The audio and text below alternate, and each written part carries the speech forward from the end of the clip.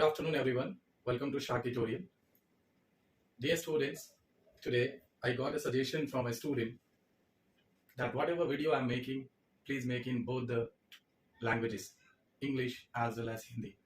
Not only explain in English, right? So, for that reason, from now onwards, I'm going to mix both the language in my videos. Okay? So, taking that one as a suggestion, what I have decided to make the first and the second part in mixed way, English as well as Hindi, right? So let's see, we are going to start again from the same topic of the triangles chapter. So we know that student that in triangles chapter we have two concepts. The first concept we have is Thales theorem, and second is similarity of triangles. दो concept है हमारे पास, एक Thales theorem concept है और दूसरा similarity of the triangles है. सबसे पहले हम लोग थेल्स थ्योरम पढ़ेंगे. Thales theorem means in a triangle, if a line segment drawn parallel to one side, then it divides the other sides in equal ratio. Let's try to understand this. In a triangle means what? एक triangle में. So let us consider the triangle is triangle ABC. एक triangle में, in a triangle means you have to consider a triangle. So that is ABC. Okay.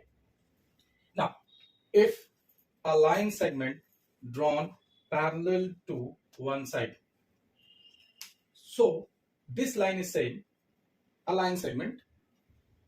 Let us consider this is a line segment.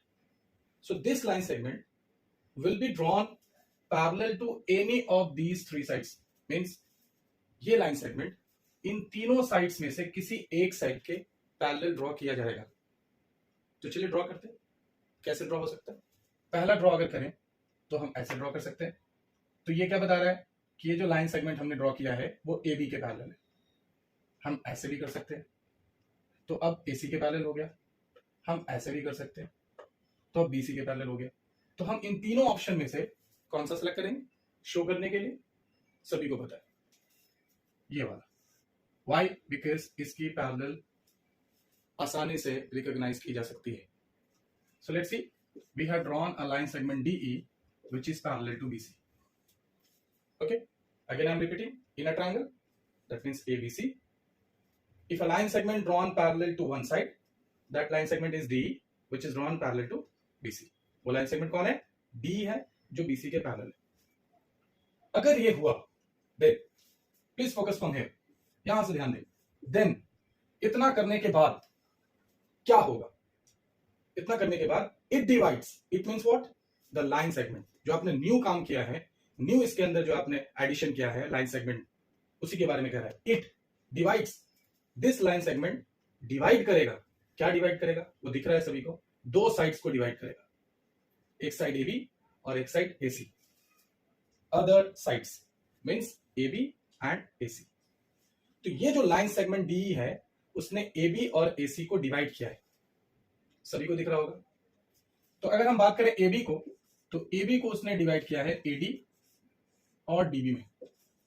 ठीक उसी तरीके से उसने AC को divide किया है AE और EC में. राइट? तो फाइनल लाइन क्या बोल रहा है? Divides the other side in equal ratio. What is the meaning of equal ratio? जो पोर्शन में उसने डिवाइड किया है AD, DB, AE, EC, तो जब आप इनको रेशियो में लिखेंगे, लाइक आप सबसे पहले फर्स्ट साइड ए बी का लिखेंगे, A D by D B, ratio में आपने लिखा है। रेशियो क्या होता है? एक वैल्यू को किसी दूसरे वैल्यू से डिवाइड करता है, that is what ratio meaning is. A by B, it means A is ratio with B, B by A, it means B is ratio with A. Okay, so here also I want to make ratio of AD and DB.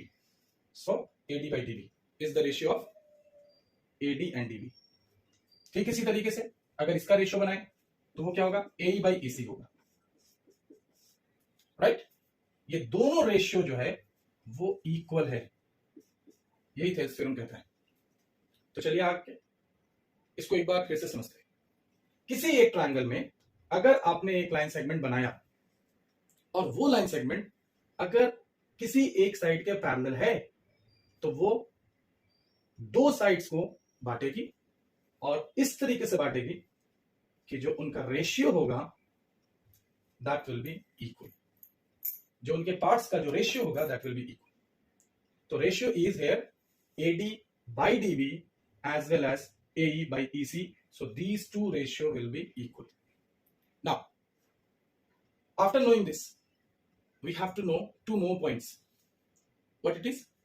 Let's have a look. The points are, we are not supposed to take only this ratio. There is more possibilities. How?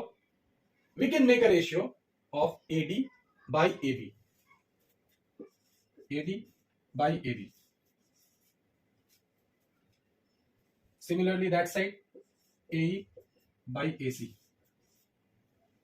So if we make ratios like this, then these two ratios will also be equal.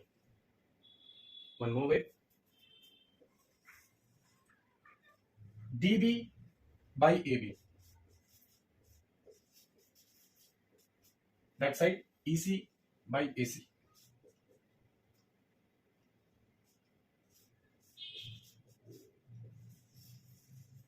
ये भी ratio possible हो सकते हैं।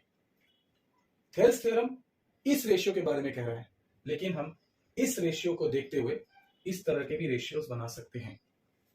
तो total हमारे पास 3 ratios हैं जिनके ऊपर हम थेल्स थ्योरम में काम करेंगे। एक ऐसा ट्राइंगल जिसके अंदर एक लाइन सेगमेंट आपने ड्रॉ किया और वो लाइन सेगमेंट किसी एक साइड के पैरेलल है, तो ये लाइन सेगमेंट किसी दूसरे साइड्स को टुकड़ों में बांटेगा।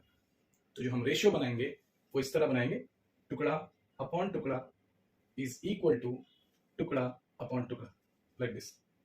और 2 तरीके हैं, that is AD by AB, AE by AC, this one I am talking about. एक और तरीका है DB by AB and EC by AC। तो 3 तरह के रेशियोज हम लोग को देखने को मिल रहा है। अब सवाल आपके दिमाग में जरूर होगा कि इन तीनों में से यूज कौन सा करेंगे। तो जब भी यूज की बारी आएगी तो हम गिवन को देखते हुए यूज करेंगे। अगर हमारे पास गिवन ये चारों हैं, these 4, तो हम इन्हें यूज करेंगे। If we have a given these 4, then we will use this, or if we have a given of these 4, then we are going to use the third one. So it depends what are the given, then only we will select our ratio from these 3 ratios. Okay, now I'm going to take a question to solve it, and in that question also I'm going to explain how we are going to take the ratio in the Thales theorem. Okay, so be in touch with me. Thank you. Now let's have a look to the first question. See, in this question it is given in triangle DE is parallel to BC, then AB equals to 13.3 centimeter, AC equals to 11.9 centimeter, and EC equals to 5.1 centimeter, and it is given you have to find AD, right? So in the solution, how you will solve, let's have a look. You have to first draw a triangle. You have to see by the figure itself only that how you are going to proceed. So first draw a triangle. Then after, draw this condition. DE is parallel to BC. So this is your DE parallel to BC. Okay. Now, once we see this figure, then this figure is a kind of Thales theorem figure. So we are sure that we are going to apply Thales theorem in this question. Now, how to solve? Thales theorem means ratio बनाना है. कैसे बनाएंगे ratio, ये दिमाग में question चल रहा है. कोई प्रॉब्लम नहीं है. जो गिवन है उस गिवन को फिगर में इंडिकेट करेंगे और देखेंगे कि किस तरह का रेशियो हम बना सकते हैं. सबसे पहला AB. So this is your AB. The full length is your AB. Similarly, AC. This full length is AC. EC. The lower part is AC. निचला हिस्सा EC है. तो तीन वैल्यूज दी हुई थी. AB ये रहा, AC ये, और EC ये लोअर पार्ट, बॉटम हिस्सा, बॉटम पार्ट. ना इसे देखकर कहीं ना कहीं आपने रेशियो को रिकॉल करना सीख लिया होगा कि जो हमारा रेशियो होने वाला है वो कौन सा होने वाला है, वो आप जान चुके होंगे. लेकिन फिर भी I am going to write all the three ratios possible. First one, AD by DB is equal to AE by EC. Second one, AD by AB. Just try to learn that how I am writing these ratio so that you are also going to consider it like this and you are going to select whatever is in use for you. AE by AC, or the last one is DB by AB, EC by AC. Now try to check in which ratio, in which of these ratio AB, AC and EC exists. You will see that this is the one in which you have AB, you have EC, you have AC.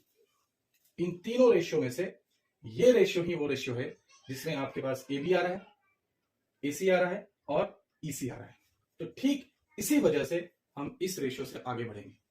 तो हम अपने solution में लिखेंगे using Thales theorem. Language बहुत जरूरी है. Without language you are not going to score good marks. Using Thales theorem, triangle बताइए कौन से ट्रायंगल में है. इन ट्रायंगल ABC. कंडीशन जरूर बताना है थेल्स का. DE पैरेलल टू BC, क्योंकि सारी जो चीज हो रही है वो DE की वजह से ही हो रही है. DE अगर पैरेलल नहीं होता, सिर्फ एक नॉर्मल लाइन सेगमेंट होता जो पैरेलल नहीं होता किसी एक साइड के, तो थेल्स थ्योरम एप्लीकेबल नहीं था. तो DE है, साथ साथ में पैरेलल भी है किसी एक साइड के, तो ये भी कंडीशन आपको शो करनी है. Using Thales theorem in triangle ABC, DE parallel to BC. अब जो रेशियो आपका लग रहा है, that ratio you will write it down directly. EC by AC. Now put all the values here. So DB is not given, so leave it like this.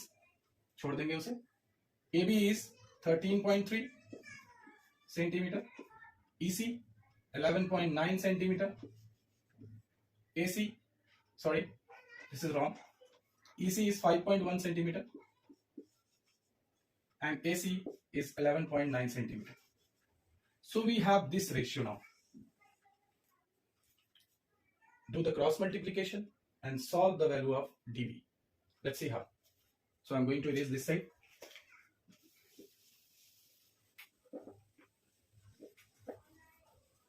I hope all of you have learned how to take the ratio, how to select the ratio this time.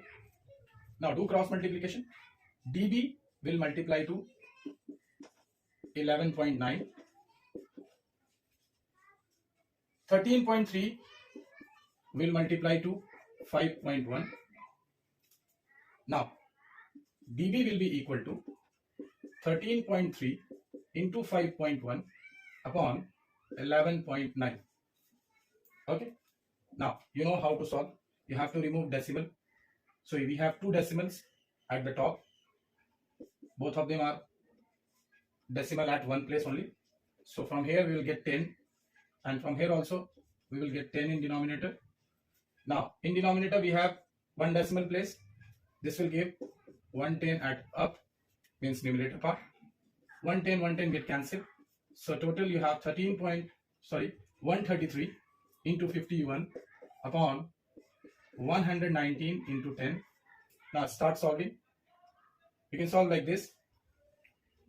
17 cut 57 3 times and 17 cuts 7 times 190.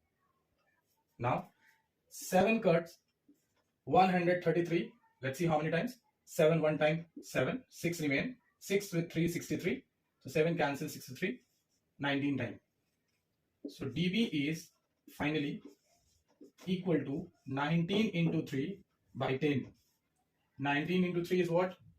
We know 9 3 times is 27, 2 remain, 3 1 times 3 plus 2 is 5. 57 by 10, that is 5.7 centimeter. So we have dB 5.7 centimeter from this ratio. But the question is asking AD. How we'll get it? The question is asking this AD. What we have now? We have dB. This is the question. But we have dB now as well as we have AB. So very simple. AD can be calculated.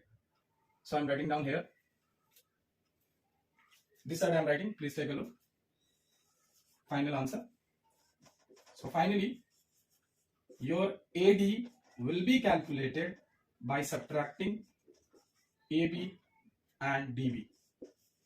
इस पूरे AB में से अगर आप DB की value को subtract कर देंगे तो आपको AD की वैल्यू निकल कर आ जाएगी जो हमने यहाँ पर अप्लाई करने की कोशिश की है. तो AB हमारे पास 13.3 है और DB हमारा अभी आया है 5.7. दोनों को माइनस करते हैं. 3 से 7 माइनस पॉसिबल नहीं है, 1 काउंट लेंगे, 13 होगा. 13 minus 7 is 6. ये 12 हो जाएगा. 12 minus 5 is 7. So my answer of this question will be 7.6 centimeter.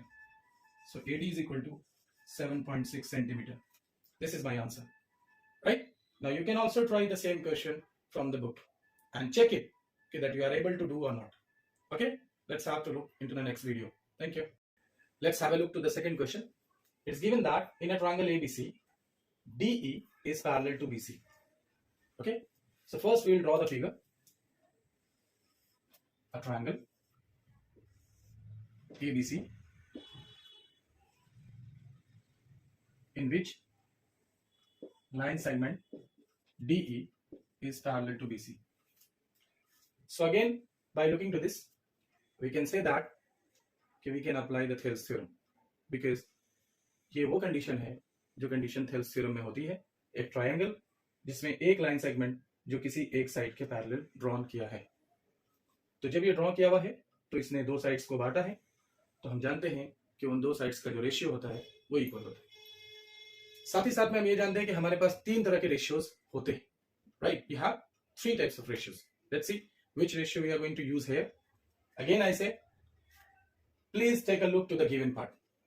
I always suggest you, please take a look to the given part to go to the particular ratio. So let's see what is given. AD is given for you. A is given. BD is given. And CE, that means EC is given. So it is very easily clarifying that you have AD, DB, AE and EC in the given part. So you will go with the ratio AD by DB is equal to AE by EC. This is the only ratio we are going to go with. Right? It becomes very much easy to solve. So in the solution, what we are going to write? We'll write using Thales theorem. You know this, that in this question the Thales theorem will be applicable because the condition are matching to that only. So using Thales theorem, again the triangle name in triangle ABC. The main part of it, that is DE parallel to BC. This is the very important part for the Thales theorem. DE parallel to BC. Now, just write on the same ratio. AD upon DB is going to be equal to AE upon EC. Right? Now, put all the values here. So, what is your AD? AD is 4x minus 3 whenever there is a binomial, always use a bracket. What is BD? That is 3x minus 1 is equal to AE, that is 8x minus 7, and the last EC, that is given here in the name of CE, 5x minus 3. Now you know very well, when we have the fractions on the either side, we used to do the cross multiplication. जब भी हमारे पास fractions होते हैं दोनों तरफ LHS और RHS में, तो हम क्रॉस मल्टीप्लाई करते हैं. तो क्रॉस मल्टीप्लाई करेंगे. Let's see. तो 4x minus 3 will multiply to 5x minus 3, and this side 3x minus 1 will multiply to 8x minus 7. Okay, now let's have a look how it will proceed. 4x into 5x, that is 20x square. 4x into minus 3, plus minus is minus, and 4 into 3 is 12. So minus 12, and there is only one variable x, there is no any variable, so just we will write x. फिर से देखिए, 4x को जब multiply करेंगे 5x के साथ, तो 4 into 5 first करेंगे, सबसे पहले साइन करेंगे, तो प्लस और प्लस प्लस होगा. 4 इंटू 5 देन नंबर्स करेंगे. तीन चीज याद रखिएगा, सीक्वेंस याद रखना है. सबसे पहले साइन का मल्टीप्लीकेशन, फिर नंबर्स का मल्टीप्लीकेशन, और देन वेरिएबल का मल्टीप्लीकेशन. राइट, वेरिएबल का मल्टीप्लीकेशन. वेरिएबल के लिए दो बात याद रखें. अगर वेरिएबल सेम होता है तो पावर बढ़ जाता है, और अगर वेरिएबल डिफरेंट मल्टीप्लाई वेरिएबल कर रहे हैं आप यहाँ पे, तो वो मल्टीप्लीकेशन सेम ही रहता है, एक्स वाई ही रहता है. एक्स इंटू एक्स, दोनों वेरिएबल सेम है, इसलिए एक्स का पावर 1 + 1 दैट इज 2 हो जाएगा. और अगर टू डिफरेंट वेरिएबल है तो आंसर एक्स वाई ही रहेगा, डिफरेंट ही रूप में रहेगा. राइट, तो यहाँ पे डिफरेंट वेरिएबल नहीं है. जब भी वेरिएबल मिलेगा तो सेम मिलेगा, क्योंकि कोई दूसरा वेरिएबल नहीं है यहाँ पे. तो 4 इंटू 5 20, एक्स इंटू एक्स, तो एक्स का पावर यहाँ 1 है, यहाँ भी 1 है, तो 1 1 2 पावर हो जाएगा.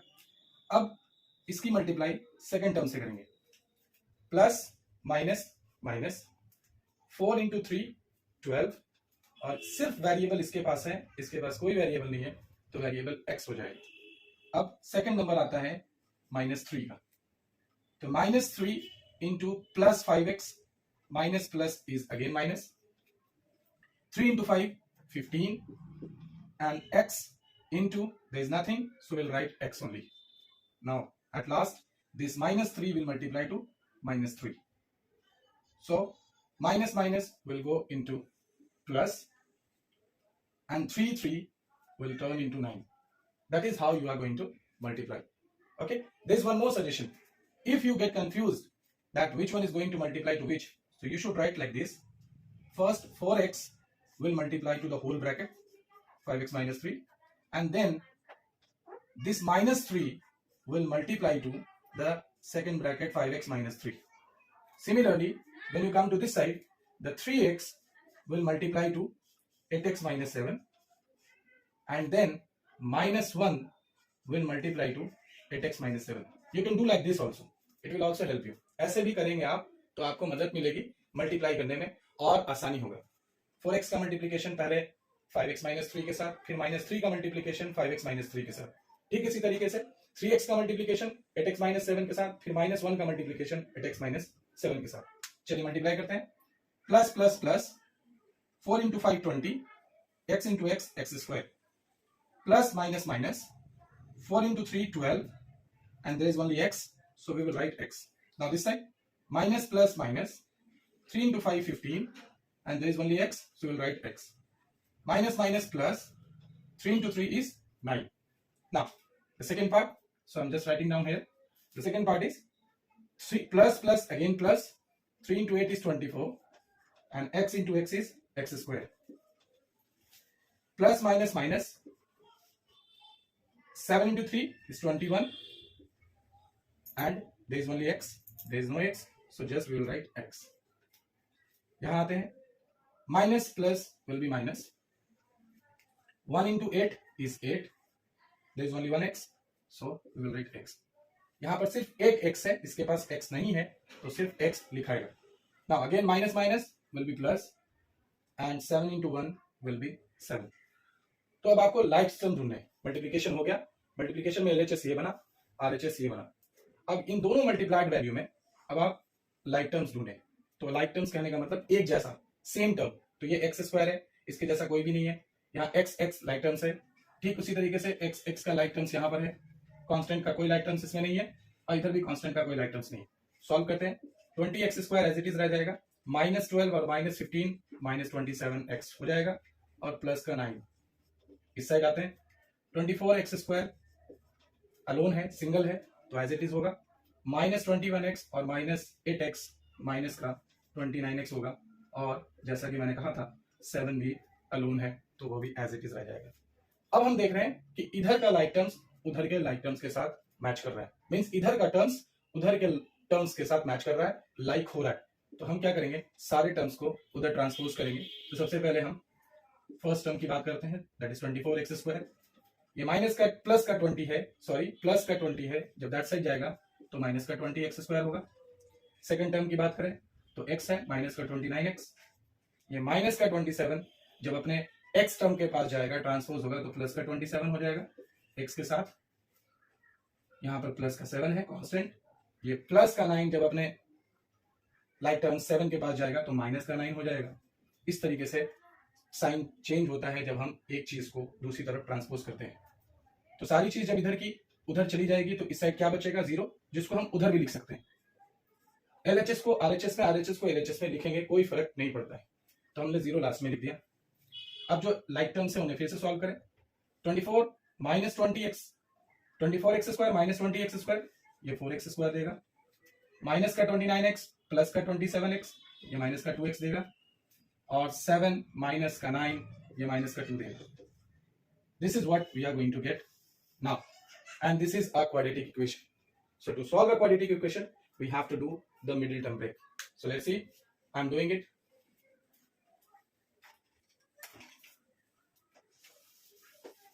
Here I'm doing it, the middle term break to get the final answer.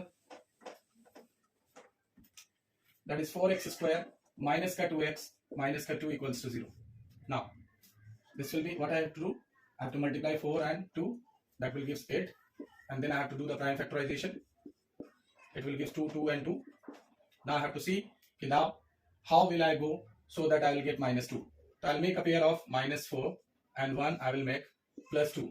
These two, in these two terms, I am going to break my middle term. -4 and +2, this will give -2, and when I will multiply these two, it will give the multiplication of 4 and -2. एक बार फिर से repeat कर लें, हम last term को last term से multiply करते हैं, सॉरी फर्स्ट टर्म को लास्ट टर्म से मल्टीप्लाई करते हैं, तो 4 को जब मल्टीप्लाई करेंगे -2 के साथ तो -8 आएगा। फिर 8 का हम प्राइम फैक्टराइजेशन करते हैं तो 2, 2 और 2 आएगा।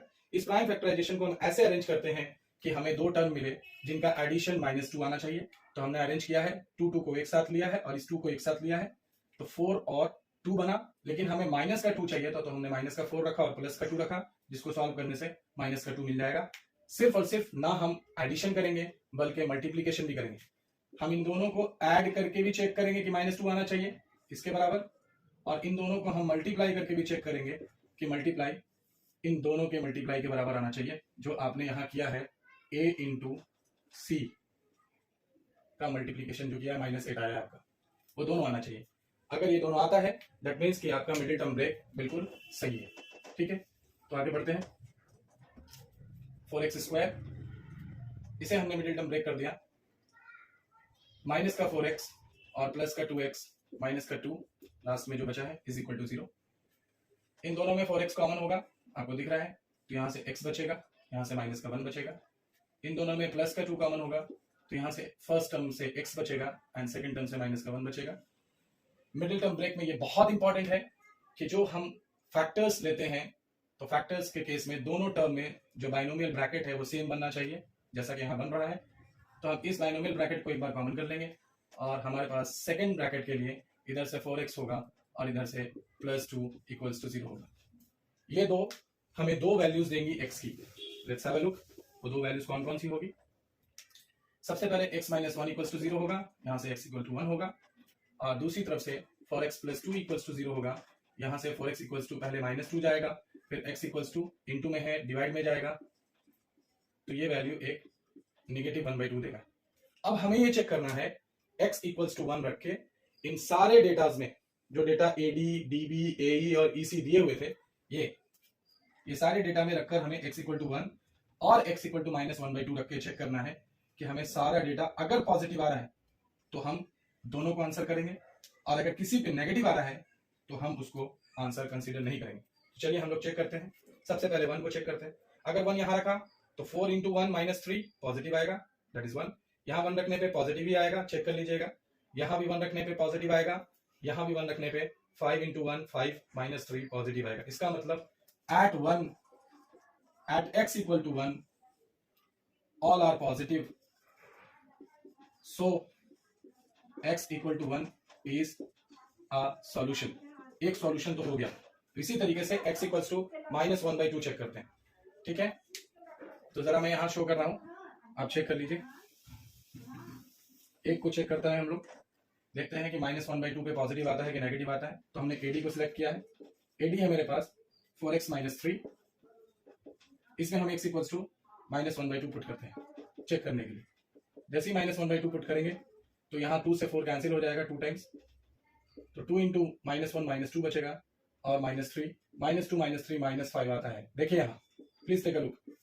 जैसे ही आपने x इक्वल टू -1/2 रखा, दूसरी वैल्यू रखी, वो दूसरी वैल्यू पे AD नेगेटिव आ गया, तो हम कहेंगे distance never negative, distance never negative, negative नहीं होते, इसलिए ये आपका सॉल्यूशन नहीं होगा। तो सिर्फ आपका एक ही सॉल्यूशन होगा, that is x equal to 1, right. So this is how we are going to solve the question of the solving type of problems on Thales theorem. The same questions, the same process, with the same process, I have solved different question in the first video. If you understood it, then please go through that first video also to see the different questions and to repeat the process that how we have done and how we have solved, right? इसी process के through हमने first video में different question solve किए हैं।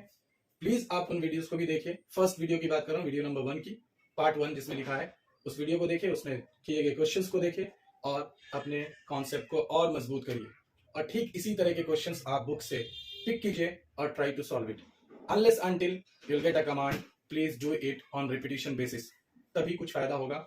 इधर से हम जो मेहनत कर रहे हैं, उधर से जो आप मेहनत करेंगे, और दोनों का एक बेहतर रिजल्ट होगा, ठीक है।